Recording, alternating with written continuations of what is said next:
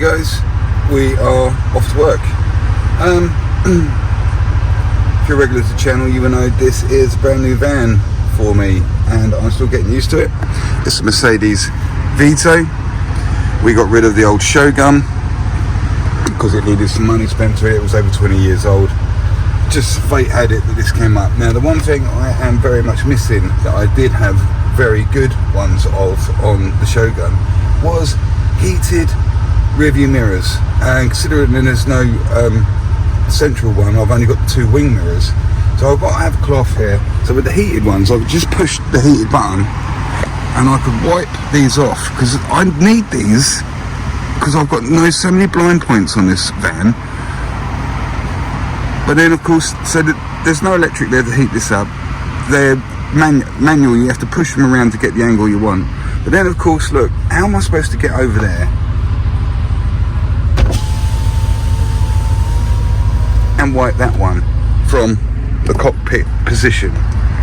Now I thought about this long and hard, and I saw this in my local supermarket. So look, it's telescopic and it's got a fluffy thing on the end. Oh, I could just reach across there.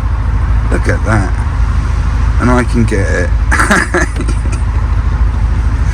So much for technology, eh?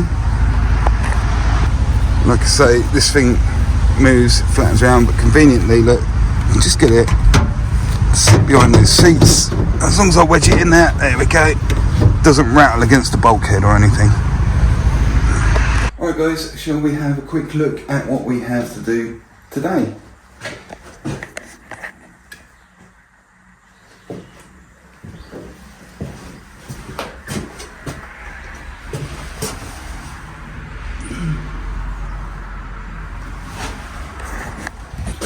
Okay, so here has been a damp issue, and apparently this plaster here had been blown for quite a while.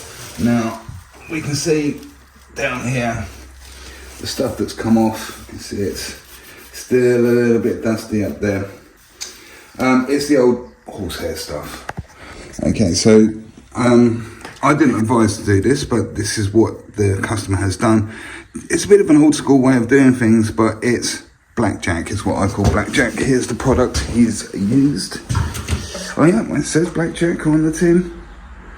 DPM. So we're on a floated floor here. When I come and viewed this the other day, all this floor was exposed. So we got massive grape. So we got there is a concrete slab under here, and then there's some bricks, and then this is a wooden floor. Okay, so then there's a massive sort of like 20 inches or so, 15 inches. So yeah, these floor joists sit up on a line of bricks, and the joists go across. So yeah, we've got a big cavity underneath there. So he's replaced the floor now, and obviously he has removed the blown area of plaster. Now this is not an external wall, and the other side of the wall is apparently fine, which is a little bit confusing. So what can you do when you got damp coming in? And like I say, apparently it's been like this. This is a 1930s house, and this has been a damp issue, or the plaster has been affected by damp for quite a long time. So, and it's been left that way. So it's taken quite a while for them to turn around and then actually do something about it. It's been exposed for quite a while. He's had a heater on and stuff, so it's all dried out really nicely. And like we can see, he's treated the area where the damp may be coming up. I'm not too sure. It's a little bit difficult sometimes to work out where damp is coming from.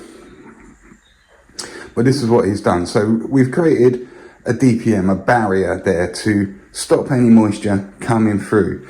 Now this kind of causes me a little bit of an issue, because here we're going to have absolutely no suction whatsoever, and this is done very recently. And of course blackjack has quite a tar, rubbery sort of feel to it, although none of it is coming off on my hands, but I can feel by pushing my guitar thumb into this, I can feel, you know, I can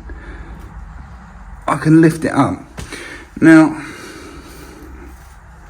it says on the tin you can plaster straight over this, but I think I'm going to give it a little bit of a prep. Now the issue is, now we've stopped any moisture being able to come through this area here. This is all bone dry up here. I can't feel any dampness whatsoever. But of course, we've got two different backgrounds now. We've got this stuff where there's no suction tool, and this old brick, which is dusty still, a little bit unstable if you like, look. So we are going to have to treat this area with something to balance out the suction rates here. So that's what we're going to do. And I will show you the products I have chosen to sort this out. Let's have a look.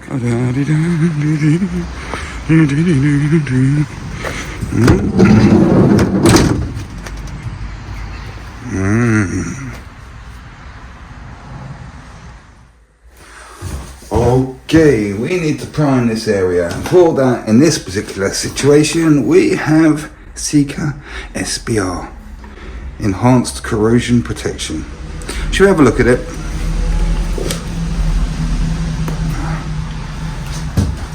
Need a little, well, fortunate, isn't it? There's a Stanley knife on the windowsill. Now, SBR is waterproof primer. It's not the sort of thing you want to get in your eye or on your hands. It's very, very, very sticky stuff. It's quite aggressive. Now, you can see it's quite thin in its neat state already, yeah? So, whilst it's thin like this is what I'm going to use just initially, just on this top brickwork area. Let's load that up a bit better. Because we want this to sort of soak into the brickwork in its thin state. And I'm going to come up and make sure we get this little section here as well, which is easily missed. So we're just going to do that just to this top section here where the exposed brickwork is, that's untreated with the blackjack. Okay, so as you can see, I have done just what I said I was going to do and treated that top exposed brickwork. Now, even though I've been quite neat with it, you can see, look, there's no suction on that blackjack whatsoever. And instead of soaking in, it's completely running down the surface. Right, so let's have a look at the products we got to go in here. We got this stuff. This Weber base coat, one coat render, which is pretty much render. It's sand and cement. It's designed for external stuff. It just, you can use it just like render. It can be used as part of a silicone finish and stuff like that, but because of the nature of the dampness that was in here, this is what I've chosen for its water resistance, just in case there is any more. And this is what we're gonna, if you like, float out to the level here that we need instead of using a gypsum based product. So here we go, this is what it looks like. Again, not something you really want to breathe in. It's, yeah, not nice.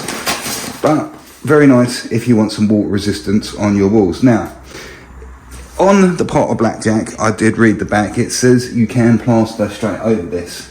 But I'm going to be just that one step extra precautious, and although we do have some texture from the old brick, and it is kind of going to cling on to that, the rest of this little bit of SBR here, which is neat, remember. I'm just going to take a handful of this, and I'm going to dash it in there, and in effect, make a little bit of grit. And of course, you can add as much as you like to get the consistency that you want.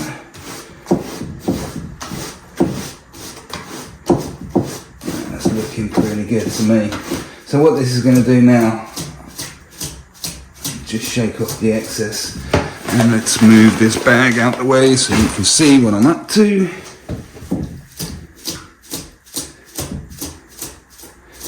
So again, I'm going across this blackjack, and this is going to just aid the bond, because like I say, it's got quite a rubbery feel to it. It's not like a hard surface.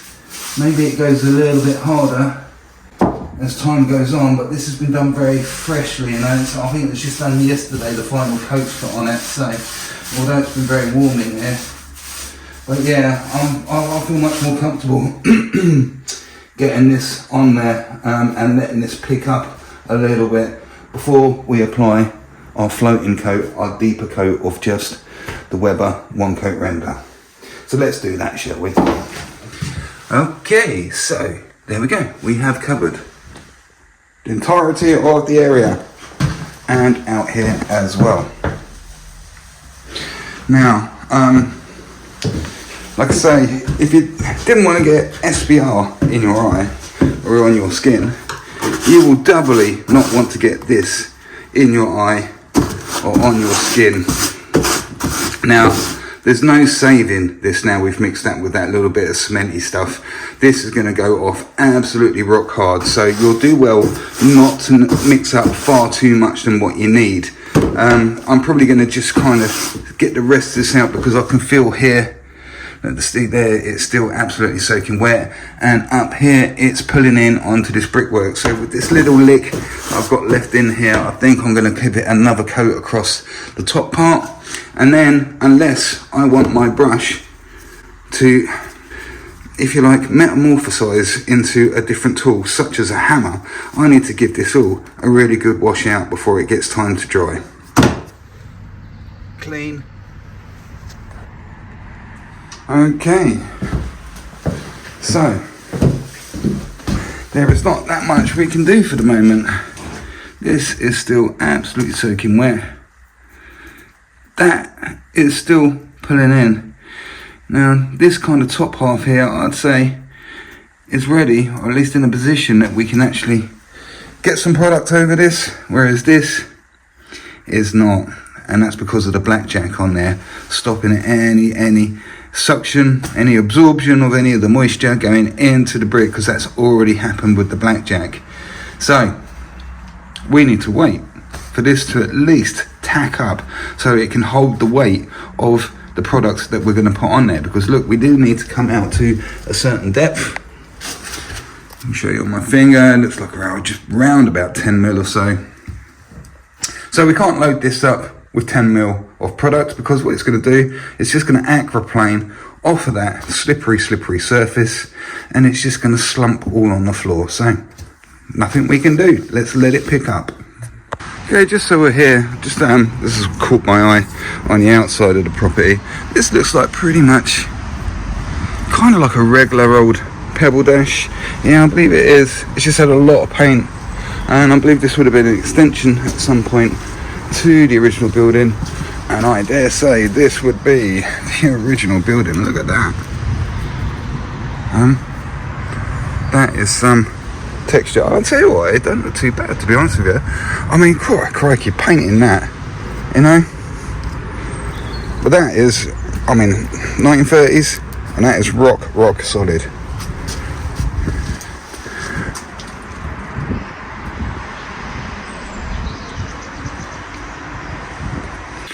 Okay, we're just returning back in here. It's been about enough time for me to drink a cup of coffee, and we can see, well, the temperature is quite warm in here. The heat is on, the radiator's blasting away.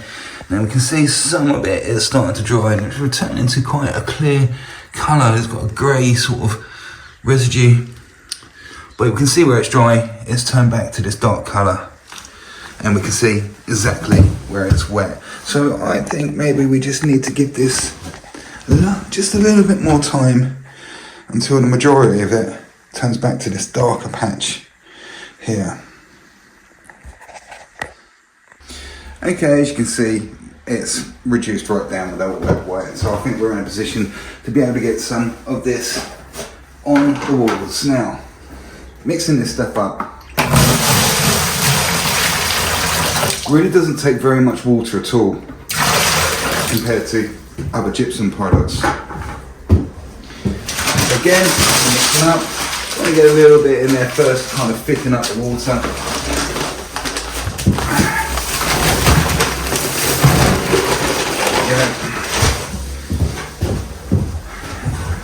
Let's get our drill in there.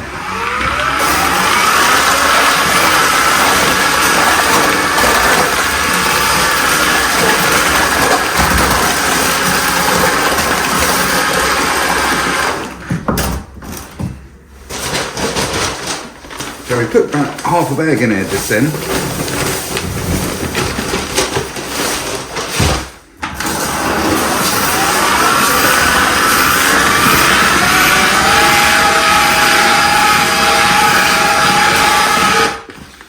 Now mixing this stuff up, like I say, it's a little bit different to your normal gypsum products like hardwool or multi-finish or anything like that.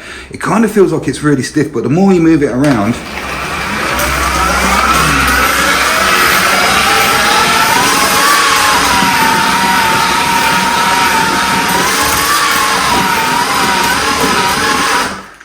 it really starts to loosen up. Now that is probably still a little bit too wet, and if you leave this sitting in the bucket as well, it does stiffen up by itself, and you think, oh, it's going, but then you get your whisk in it again without adding any more water, move it around again,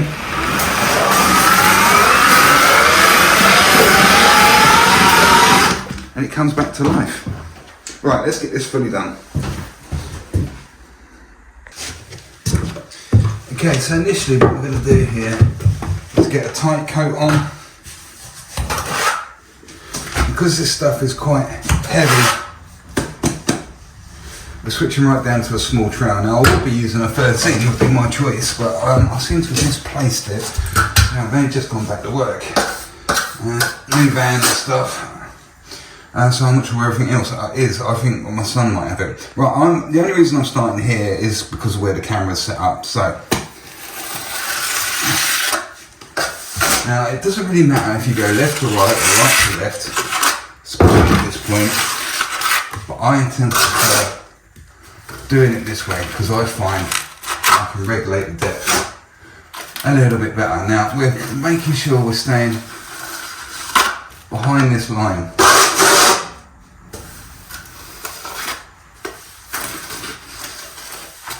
I'm doing this very slow and deliberately to show you. Just load up again.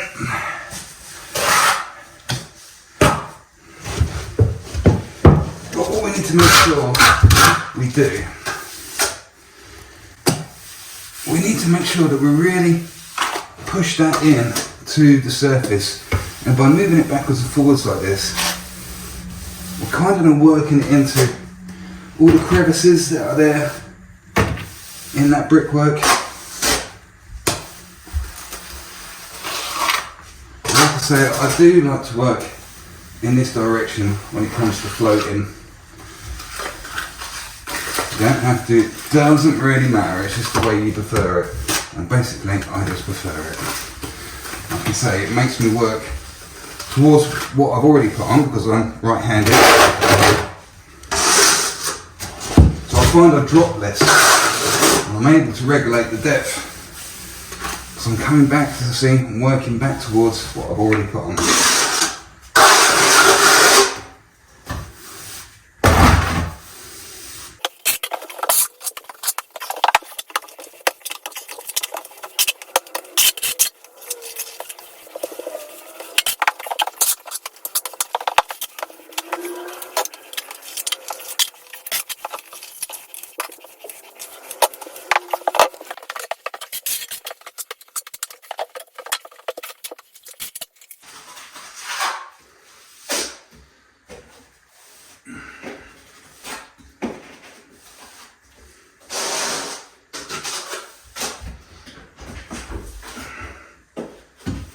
Would you like a tea or coffee, Andy? I'll go for a coffee if I may, please, Keith, thank you. Any sugar? I'll go for black with 2 sugars, be awesome.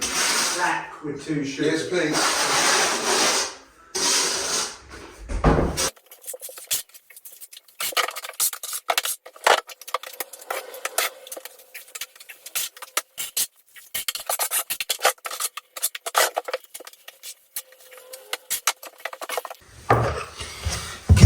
Let's get you back down there because I'm going to show you this tool, which is called a scratcher.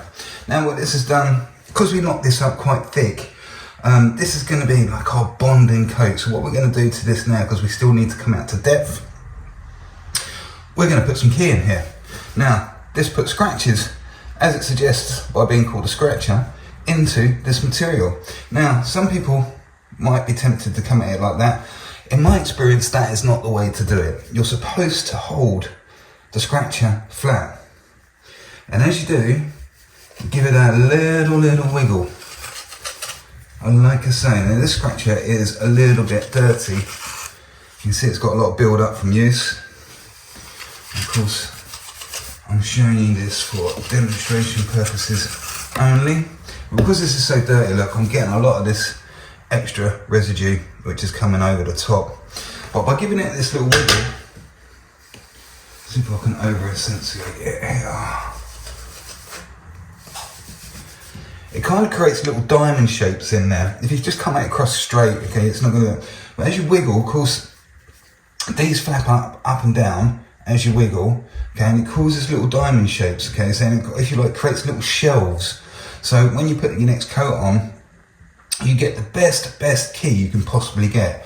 Now I've done this in 2 sections because this is the way to do it. I may possibly have been able to get it out to the depth straight away, but this is probably the better way to do it now. Now I've knocked up this scratch coat quite thick, and this is why I use that small trowel. So again, once I've got this all scratched in, we need to kind of let it pick up, and again, it's another waiting game. Okay, so we've done our wiggly lines all the way across, and I'd say this is a waiting game. Now I don't need, because I knocked this up quite thick, when I knock up to put the top coat on to bring it out to the level, I'm not going to knock that up nearly as stiff, because I want to be able to move it around with the rule. So I could, if I wanted to push my luck, get back on this right away, because I've knocked this up stiffer. So the next one, so then what's going to happen when I put the next coat on, when I come to rule it, it shouldn't disturb this first initial coat. It should just kind of glide over it, and when you're ruling it, like I say, it will only upset this top surface and leave that one alone. But we're going to give it as much time as possible to help with that, which isn't a major problem, because it is, like I said, first week back at work, and yeah, it's nothing too strenuous. This is all I've got to do. So I might have to stretch this out into 2 days, I'm not sure. Depends how quickly it picks up over that blackjack area. It might hang forever, who knows. But anyway, in the meantime, I've got my coffee and a couple of biscuits served on a little tray.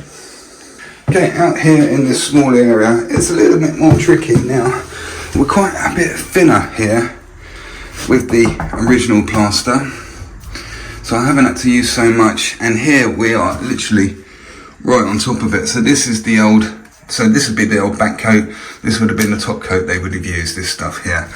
Now there is no bead on there, but because this is so shallow, I don't think I'm going to get a coat of this over this, so we are actually just going to get straightforward gypsum finish plaster on this area, because we've only got a few millimeters to make up. We're going to cut a bead as well, and I'll probably stick it on here rather than trying to get any screws or nails into that, because again, we don't want to breach this damp area that's been created. So I will stick it up, more likely with the finished plaster that I will be finishing plastering with, and get the bead and cut it so it just fits into here. And please take note, there is no bead on it. Here is slightly different thing that's going on, because it's actually the backing coat that's gone. So I've started to form this already by hand, this corner, and as you can see I've put the scratches in there, but we need to come out to make up this depth look, which is quite a bit. Now if you're not that experienced and you might have trouble making up an external corner by hand, or at least getting it to the point where we can get a dry bead over it, you might be better off getting what's known as a wet bead and sticking this on there and setting it up so the wet bead comes out to this line, and you leave that alone. You stick it, you leave it alone, you let that wet bead go right off, otherwise you'll end up pulling it off again. And then by putting that bead on there, you know where you need to go to, so your external corner is already formed for you, and that bead is set, and you can't upset it when you actually come to fill the rest of the reveal up. Whilst waiting around, look, I have already checked the walls out, but I'm using this, what's called a Derby rule. It's very short. What is it? I think it's probably about 1.2 meters, and it's more than enough to do this, because what I can do, look, I can then show you, that's the distance we need to make up. And of course, because it's a lot longer than the hole that we need to do, we can use the existing wall as our gauge. So we'll hold it tight on this area here and we'll drag it back at more of an angle like this, so it's back like this. We won't be dragging it this way, we'll drag it as an angle, so we'll catch it, putting all the pressure, one hand up here, one hand here, putting all the pressure on this existing wall.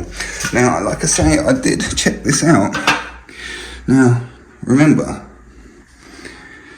this was done 100 years ago, more or less, built in 1930. And with this small rule, I'm just going across it, and I'll tell you what, whoever plastered this was a pretty good plasterer. Very straight. Okay, so we've given a little bit of time.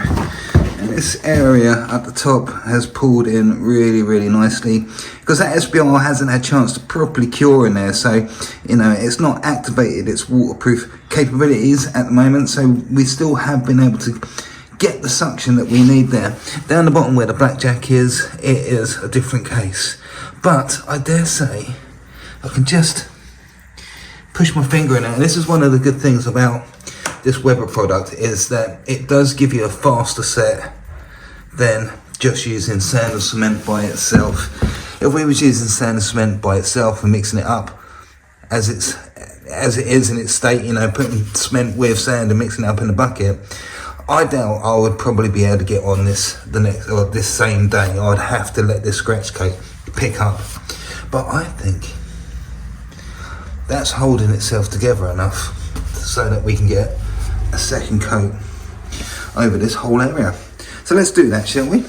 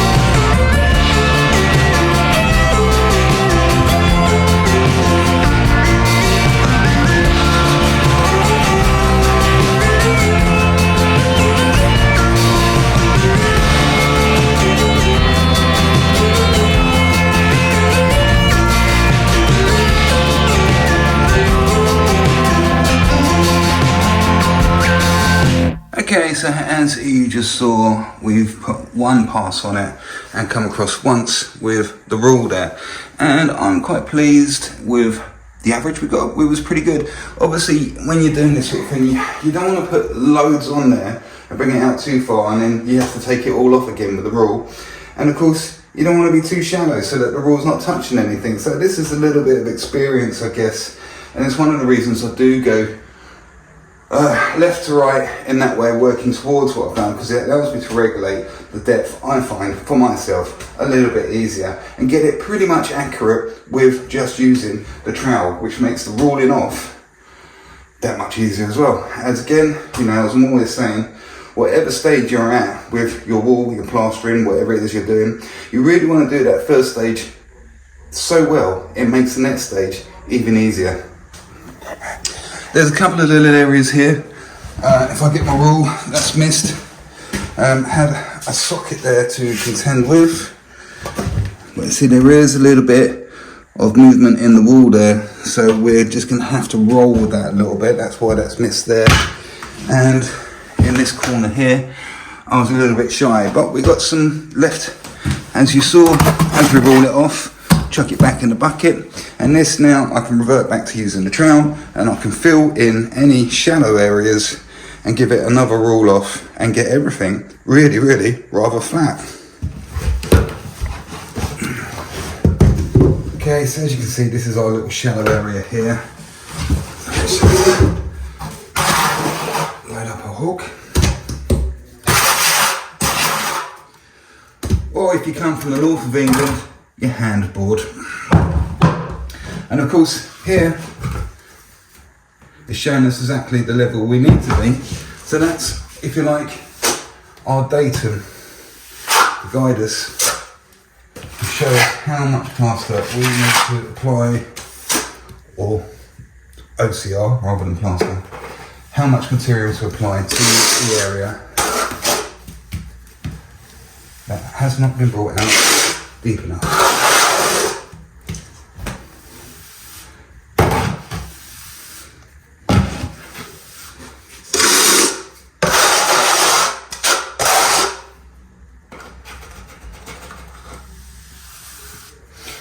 Okay, hopefully we're just about there, a little hole in, I think. Let's grab our rule and see how well we did.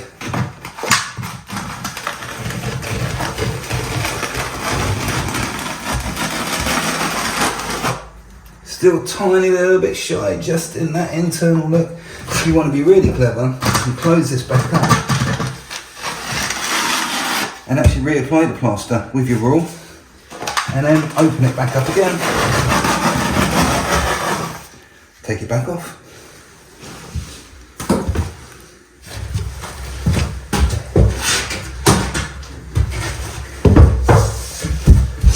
Okay, so now I'm pleased that we got the plaster, the material, and a really good addition coming in this manner, like so. But what about this way? This is where the skirting line is, isn't it? So even though we've held our rule onto this existing plaster, there's still a chance this bottom could be waving around a little bit. So we can just keep the rule nice and open and just look. And here we're being really, really gentle because we don't want to dig in and then scoop this out this way. So open it up just really, really nicely and gently. Come up this way, and as you can see on the rule, look, this bit was sticking out a little bit. There was a little bit of a ripple in it this way. So you see how the material was collected up here. It's missed here and missed here. Again, it's come over this bit. Real gentle this one, but it's opened right up, look, I've opened the rule right up. Really don't want to disturb the material flatness we've already got going on. Up this way here.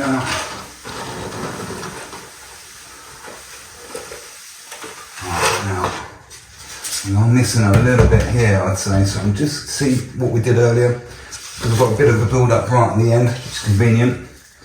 I'm going to close the rule back up there.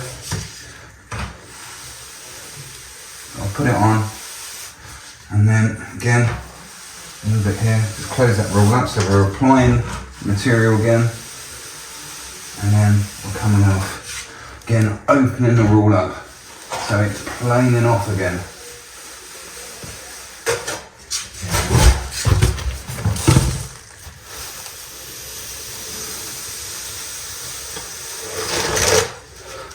By Joe, I would say, we're just about there. And when it picks up a little bit, we're ready for the next stage. Okay, just coming back out to this little awkward area here. Now, I've carefully loaded this corner up using that little trowel, and I've got it pretty much, I think, to the depth it needs to be and coming out to meet this corner here. Now, I'll come this way and then I've fed it again this way, and as you can see, look, I've got quite a lot of overhang. Now, this is probably the bit that's a little bit tricky. Let me just place you down there, I think where you might be able to get a good view. Now, I can't get at it this way. This is why I've put this overhang on this side, because I can get at it this way. The reason I can't get it this way is because this door's in the way, okay? So I've got this side flat, okay? Now, we can't come out this way because we'll create the same effect a bit pulling out this way. So what we are going to do, we are going to carefully, and we don't have to get the whole area, we're going to carefully use this existing area. I don't know if you can see use that existing area there. Sorry, Keith. Sorry.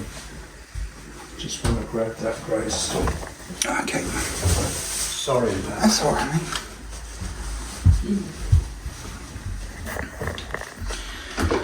So we're going to use this existing area here, and let's take a little nibble at it, because we could get it all in one, but there we go. So we're going to use this here, and we're going to cut at it this way.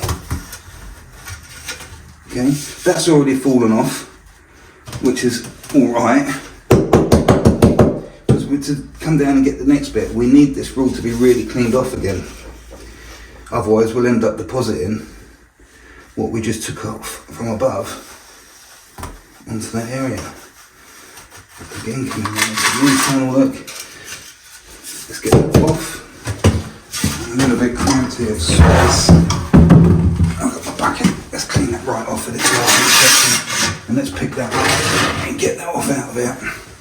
And that back in our bucket. So we're just coming down for this last little section here. Ooh, just slid off there. Coming into this internal look, just working away, and there we go. By hand, we have created quite a nice corner, which is plenty good enough to be able to get a dry bead, a dry angle bead over this area. That's good enough. And also, look, we've managed to get this. Okay, it still looks a little bit rough at the moment, but don't worry, there is another stage we are going to do, and we are going to tidy all this right up. But as usual, we just needed to pick up a little bit to make that a lot easier to do. Okay, so just to recap then, we are in this condition. So I can stick my finger in there and make indentations. So at the moment it is still too wet for us to be able to move on to the next stage. Especially this corner here, look, see where we start getting a little bit deep. Look, it tried to collapse under its own weight, but we just got away with it by the skin of our teeth. So we can't leave it like this, so we can't leave the job. All we can do is wait around again for this to pick up, so that we're able to move on with the next procedure. Here we go then, guys. I think we're pretty much ready to get to the next stage. Let's see, just kind of, it's still a little bit early, but you know, I'm tired of waiting around for it. But I think we're in a position where we can get away with doing this. Now, this is called a devil float. I recently just changed my van, and I think I must have left a load of tools in my garage or something. I'm going to have another look, because I did have a smaller devil float than this, but this is the only one I got. It's quite old now. You can see it's got a lot of build up on it, but the main thing which makes it a devil float is these little screws that protrude through this edge, and what that causes is these little key marks here. And then you see this is the hard plastic, quite thin diamond ones. So what we're doing is we're going to apply water, and we're going to use this flatness of this float, and that's going to buff this right up and get it in a really, really nice condition, so it can accept its finished plaster. And at the same time, we're applying key by these little screws just sticking in. So if I just show you here, because I'm running out of battery on my phone, we're kind of just working it round. What I'll do, I'll do a figure of 8 sort of shape. We're working on quite a small area. And so it's just a little bit of water, just gliding up that surface there a tiny little bit.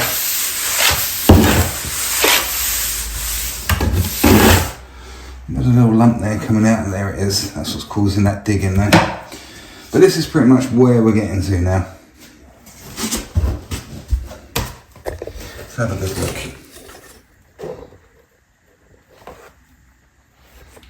Okay, right, I'm going to continue to do that all the way over. There's a little hard lump on the back of the float there. That's what's causing this to dig in. So I need to scrape that off, and I'm going to go over the whole thing and get it up into this condition here. So there we go. been across it in its entirety and got it really rather nice and flat. And we've also done the same out here to these areas. Now it's time to turn our attention to this bead. Now this is what's called a dry or a thin coat angle bead. You might want to get these stickers off, because if you don't and you're doing videos on YouTube, then the sticker police will come and bang on your door in the middle of the night and drag you out of your bed and parade you through the streets, throwing rotten fruit and things like that at you. Right, now, tin snips. Now I've cut this roughly to height, but look, we need to come down to this height, so to get the height that we need, we've got tin snips now. We just trim it, and I normally put a bit of an angle on there. Okay, and that last little section, you just pull off. Now if you want to be really pedantic, because you bend that last little section, you might get a little bit of a curl round here, so you can, if you want, file it down, or just get your snips and trim that round. Now, this stuff is still quite wet, so I'm going to see if I can get away with pushing this into that material. Now you'll probably do well to get a level on this, but I'm going to use my rule again to make sure it lines. See, like we're kicking out a little bit at the bottom there. I don't know if you're coming through on the camera there, so I'm just put it out this way here so it's nice and flush. And I'm going to do exactly the same this way, which is really good. Now I'm quite happy that that is, even though we haven't put a spirit level on it, going to line up with this really nicely now and not look out of place. And judging by the plastering that was done elsewhere in here, I'm going to trust this is really good. Okay, so on this side we've got a slightly different scenario. Not got much room to move. Now normally I would do this with gypsum based products, like the finish itself, but I've got a little bit of this OCR left over, so I'm going to do an experiment and see how well this does. Now it's very difficult, we've got no room to manoeuvre here to get this material on. This is why I'm coming at it in kind of like this awkward way, and I like to load the whole length of the bead up. Sometimes people just put a little dob on here and there. I like to get the whole thing. So we've loaded up the material, and I've already cut this one to length.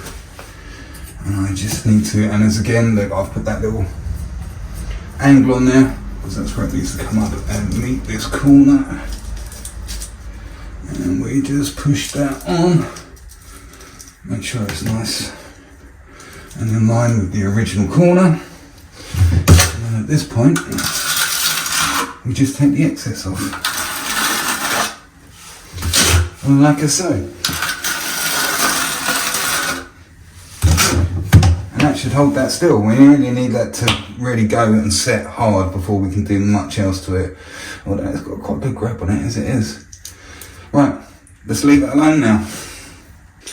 Alright guys, so that is the condition we're in now. And I believe now, by doing this, getting this done, up to this stage, we are at a point now we can make a decision. Now, of course, because we've livened this surface back up again, it's in no condition to take a second coat, and it's probably not going to be in a condition to take a second coat for quite a while. The time is, it's just gone 1:30. I think that's our lot for today. Maybe if that wasn't blackjacked in the way it was, maybe we could have got on there a little bit sooner and possibly got this all complete today, but I don't think that's going to happen. But it's not a big issue, because I did predict this might be the issue. So I've left tomorrow open anyway, and I've got a mechanic come and have a look at the thermostat on my van in the afternoon, so it looks like I'm going to have to come out here in the morning and get the finished plaster over all of this. But like I say, we're now at a stage where we can do that, and it's probably advantageous anyway, because not that there is that much shrinkage in this newer material anyway, but by giving this overnight to set and properly, you know, go off a little bit, if there is any shrinkage, it's going to happen before we actually put the finish coat plaster on. This is why we can't really go over it as wet as it is, because the finish coat will take ages, and if there's any shrinkage underneath that finish coat, then that's going to cause the finish coat to crack as well, which could be remedied at a later stage. You could put some filler over it, but of course, if somebody's employed you to be a plasterer, they don't want to be getting the filler out the next day or so before they can paint it. So yeah, it's probably a good idea to leave it overnight. So what we're going to do now is just get tidied up in there, get the tools cleaned and stuff like that, and have a bit of an early day, I guess. Right, let's do that. So if you're a regular to the channel, you will know that this new Vito van is very, very new for me, and it's probably the newest vehicle I've ever had for plastering. I've got a couple of things in here to keep it nice and tidy, but as you can see, this is probably the third day I've taken it to work, and I've given it a wipe already. Am I gonna persevere with this? I don't know, inevitably losing battle of keeping this van clean. Now, I was driving an old Mitsubishi, 20-year-old, over 20 years old, Shogun Sport, and I got by with it, and this thing does stuff. I was going on about Star Wars and stuff, and I've got a little Yoda there that helps me out, gives me luck, and shows me the way. But I kind of feel like I need a little R2, a little Astro unit in here, a little droid that I can speak to. Like, oh, R2, that tyre pressure's blown again. Can you fix it? Can you lock it down for me? The tyre pressure keeps coming up. Now, I checked the tyre pressure the other day. It is at 49 psi, and this is saying it's at 320, like 3.2, I guess, and it's saying amend the tyre pressure. Now, I know physically that tyre pressure is all right. I checked it by the pump. But on here, the sensor's saying no. Now, the other day, I was having trouble in here because I couldn't work out what the windscreen wipers were doing. I mean, it's also got one of these buttons, you can turn it on and off. When you pull up at traffic lights, it turns the engine on, and then as soon as you put it back in gear, it starts up to, you know, to save on emissions and stuff. But I was having terrible trouble the other day trying to work out what on earth is going on with my windscreen wipers, and obviously it's raining now. I just worked it out. What it does is, again, when I'm pulled up at traffic lights, when I stop, when I'm stationary, the windscreen wipers turn on intermittently, and then as soon as I start driving, they start wiping again.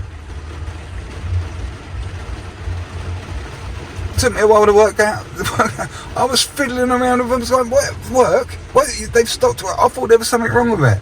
Just worked it out now. What else? What other surprises is this van going to have in store for me? I need to get the mechanics come around here because the heating's not very good now. And we think, I've had a look, it could possibly, but if your heating's a bit funny, you need to have a look at your thermostat. So he's going to come around, he's going to change the thermostat for me. And also we're going to put it in the computer, because you have to have a computer now, don't you, to plug your car into it, and it tells you everything. That's kind of like your little R2-D2 unit, if you like. And we're going to see if we can turn off this tyre pressure sensor, because it's always, oh, and I'll tell you what it did to me this morning, actually. Oh no, the other morning it was frosty, and it was frosty to a sense. It was really difficult for me to open the door, and the windows wouldn't wind down because they were all frosted up, and I tried to open the side door and that wouldn't open because it was frosted up. So I'd engaged the handle. Then as I was driving to work, bing, bing, bing, and then I got the symbol there saying door, and then on the little screen again come up with a picture of my van in red showing me that door. So what was happening was, because I tried the door and it failed to open, it kind of disengaged the lock a little bit, although it was still shut. So every time I was accelerating, the door was kind of tipping back a little bit, I think, and every time I broke, it was kind of closing a little bit. But I had to pull over in the end because it was just, the whole dashboard was lighting up. It was just like some emergency battle station siren going on. I had to pull over and open the door and shut it, and that was it. So yeah, this is taking a little bit of getting used to, for sure. Okay, the day is actually tomorrow, and here we are. Everything's set quite nicely. It hasn't gone off completely rock hard. I can just about put my finger in it. I can scratch into it with my thumb. This is fine. There's quite a lot of temperature in this room. We're going to just wet this up a little bit just to take the bite out of it, and we're going to need to get some PVA up here as well, because when we blend in we're going to come over this line So we want a PVA which won't affect anything, won't affect the paint when it comes to decorating because it's thin, but that will just assure adhesion of the plaster to this painted surface. Coming through this way, and just turn this light on. So the external light, there we go. And these beads seem to be holding up quite nicely. Right, I think what we're going to do before we do prep this up with a light wash of PVA is take the old carbon steel trowel, run our trowel all the way over it, and take off any protrusions. Right, let's do that.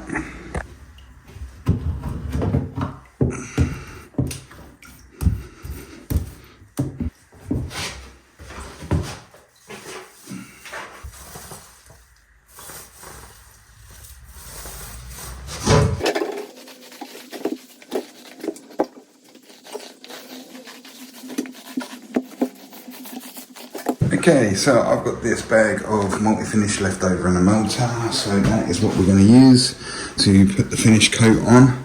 And I must admit as well, this 20x5 has not had much to do on this job. Needs a good soak and a nice clean. I should have done it over the festive period, but I did not. Too much time eating mince pies and drinking Jameson's Irish whiskey. Although I think on this one I'm probably going to be using this trowel, which is 18 inches, and it's the Rafina Flex Free. Yes, the Rafina Flex Free. Slightly stiffer. It is a flexible trowel, but it's almost up there with a regular stainless steel. So when it comes to patching in and feathering in, I do find these are quite handy. And obviously because it's such a small area, we should be able to control the plaster and not leave ripples in it, which you might tend to do if you use a flexible floppy trowel right from the outset. But what we did get was a nice brand new wet brush from Wix. And it's really good because you can use it actually on any surface. Any surface.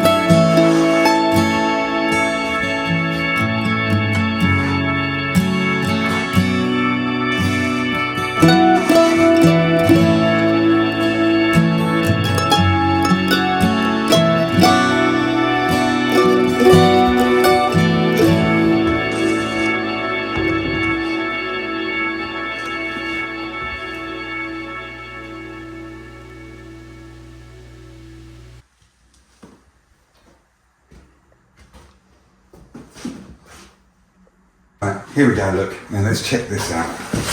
Now, this is one of the reasons I like to use PVA on situations like this, because I can control suction, not eliminate it. SBRs can be a little bit too potent for my liking, so if we check this out now, let's just touch this wall. This is literally immediately, that's been on hardly any time, because the suction from the material underneath is drawing the moisture out of the plaster, and it's not too much, it's just right, you know. Up here it's not too bad as well, it's a little bit behind, and this is one of the reasons we needed to get this on really quite nice and neat and take our time, because if we threw that on willy-nilly and threw loads of trowel marks and stuff in it, then at this stage where the suction has pulled it off, if you like, we would have terrible trouble trying to eliminate those trowel marks that we left in there. So this is sometimes when it is advantageous to be really laying on as neat as possible and flattening in as you go. Now, I've been across all this, so this is a little bit wetter, but I've knocked up enough to put the second coat on with the same mix, and the reason we can do that is because of the suction rate. Now, if you've got quite high suction, which we have here, multi-finish is probably a good choice of plaster to put over it, because it's got finer granules in it, if you like, and it holds a little bit more water. If you have no suction at all, so let's say we was going over a painted surface which had been SBR'd, or if the paint was like silk or something which has eliminated any suction at all, then you might be better off switching to something like a board finish, which is a little bit coarser and contains less water, and is, I would say, although both of them will do the job, but if there's no suction, you're probably better off, or you might find it a little bit easier using board finish, and it'll pick up that little bit quicker as well. So we can turn straight back round without using any additives, any accelerators or anything, no dirty water or anything. We've just used the suction here to accelerate the time of the set. So without me going on too much, it's probably a good idea for me to use this material that I've got left over in my bucket and put the second coat over everything. Okay, so we have just put the second coat over everything, and we've been a little bit quicker. It's pulling in, yeah. This is what I mean, you really can't give timings with plastering it. It really is, you know, it changes on the situation. And this is pulling in. It's a little bit wetter up here, up the top, and over here I've managed to put the second coat all over all of this. Now this area, if you remember, we were going straight onto the blackjack. Look, this is a completely different story, but because it's such a small area, it's just this that has that, I can keep that under control, and I might sponge this in or something like that, but you can see the difference there. I'm touching it, look how it's pimpling up and sticking to my finger here. Yeah, it's still doing the same a little bit. I've only just put that on, but like I say, in the time I've put that on, that was like that. I've put this on, and in the time it's taken me to put that on over there, this is what's happened here. So it's pulling in. Right, I think what I'm going to do is introduce a tiny little bit of water to it, and we're going to start dressing this top edge. This is why I like to use really nice, delicate wet brushes, because we can start conjuring up a little bit of this fat and start feathering this in,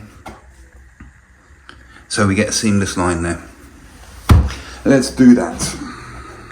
Okay, so I did exactly that. I just gave it a little lick, and we are in this condition now. So I'm pretty pleased that we're quite flat. So all we can really do now is just leave it for a little bit. We've kind of caught up with it. We're in front of the process, if you like. So now I've got time to clean the bucket out and stuff. You may notice these little scratch marks here as we're trying to feather out. Now that's more than likely come from the undercoat that we used, which was the one coat render. So what that is just tiny little sand granules, if you like, that are just being pulled up, and as we're trying to feather out, they're just revealing their heads there. So there's not much we can do about it. We don't want to play with it too much. we'll be able to eliminate them. We'll keep coming up and we'll get rid of them as the process goes on. Okay, right, let's get tidied up a bit. Leave this alone to start doing its thing.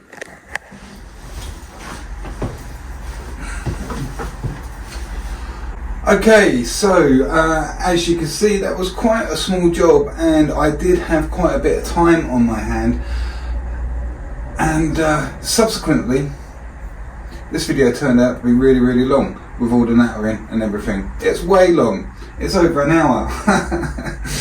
Never mind. I hope you enjoyed it.